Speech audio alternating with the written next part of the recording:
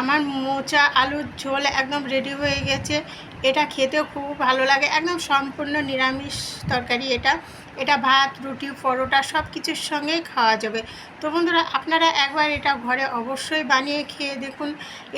এই ভিডিওটা যদি ভালো লেগে থাকে বন্ধুরা, একটা লাইক, কমেন্ট, শেয়ার অবশ্যই করুন। তার আগে আপনারা যদি আমার চ্যানেলে নতুন হয়ে থাকেন, একটা সাবস্ক্রাইব করে বেল আইকনটা অবশ্যই দাবিয়ে দেন। তো এই রেসিপিটা আমি কিভাবে বানিয়েছি চলুন আমি আপনাদের সঙ্গে শেয়ার করছি। চলুন আমার সঙ্গে রান্নাঘরে। তো বন্ধুরা, আমি বানাবো মোচার বড়া বানাতে আমার তো মোচা সিদ্ধ করে রাখা আছে।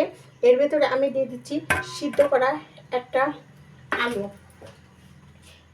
দিয়ে দিচ্ছি অল্প একটুখানি হলুদ, আর দিয়ে দেবো অল্প একটু জিরে গুঁড়ো,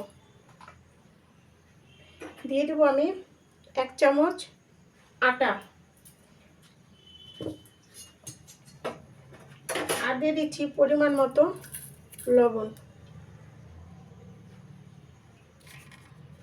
আর দিয়ে দেবো আমি অল্প একটু গরম মশলার গুঁড়ো, দিয়ে দেবো 2 চা চামচ বেসন। এখন আমি 2 চা চামচ দেবো, তারপর আমি মাখবো। যদি মাখাতে বেসন লাগে তো তখন আমি আরেকটু দেবো। এবার আমি খুব ভালোভাবে এটা মিক্স করে নেব। আমার কড়াইয়ের তেলটা গরম হয়ে গেছে। এবার আমি অল্প অল্প করে ছোট ছোট করে এইভাবে সব বড়াগুলো ভেজে নেব। ঠিক ডালের বড়া যেভাবে ভাজে আমি সেইভাবে সব বড়াগুলো ছেড়ে দেবো।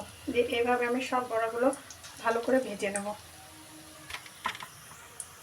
আমার সব বড়াগুলো ভাজা হয়ে গেছে। ঠিক বড়াগুলো এইভাবে ভেজে আমি সব বড়াটা উঠিয়ে নিয়েছি। উঠিয়ে এবার কড়াইয়ের তেলটা অনেকটা আছে, এই তেলটা আমি কিছুটা উঠিয়ে নেব।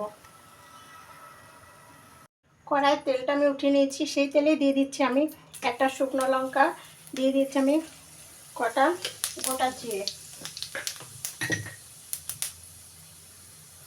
দিয়ে দিচ্ছি আমি 1 চা চামচ আদা বাটা,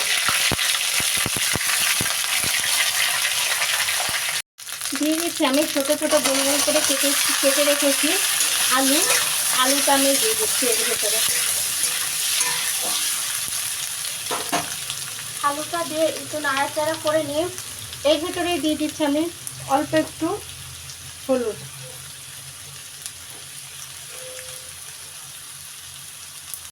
হলুদটা দিয়ে আলুটা ভাজা ভাজা হয়ে গেছে।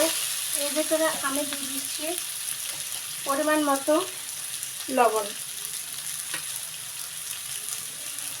আর দিয়ে দিচ্ছি এর ভেতরে আমি একটা স্পেশাল যে মশলা করে রেখেছিলাম ভাজা মশলা, সেই মশলাটা আমি এর ভেতরে দিচ্ছি। ভাজার মশলার ভেতরে আছে জিরা, ধনে, গরম মশলা আছে, সব কিছু গরম মশলা, এলাচ, দারচিনি, লবঙ্গ সব কিছু মিক্স করে আমি ভেজে একটা স্পেশাল মশলা আমি ঘরে বানিয়ে রেখে দিয়েছিলাম। সেই মশলাটা দিয়ে আমি খুব ভালো করে কষে নেব। কষা হয়ে গেছে, এর ভেতরে আমি দিচ্ছি আলুটা সিদ্ধ হওয়ার মতো পরিমাণ মতো জলটা দিয়ে আমি ঢাকা দিয়ে দেবো।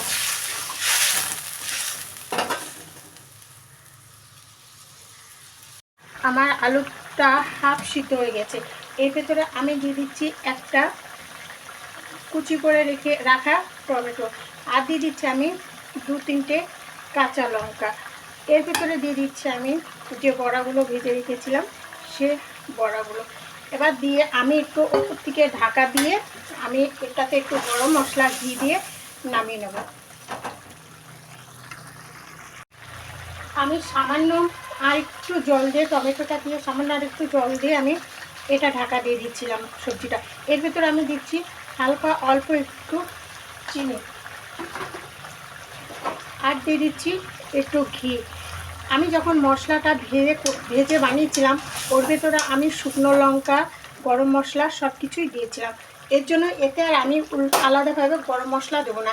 এবার আমি তরকারিটা নামিয়ে নেব।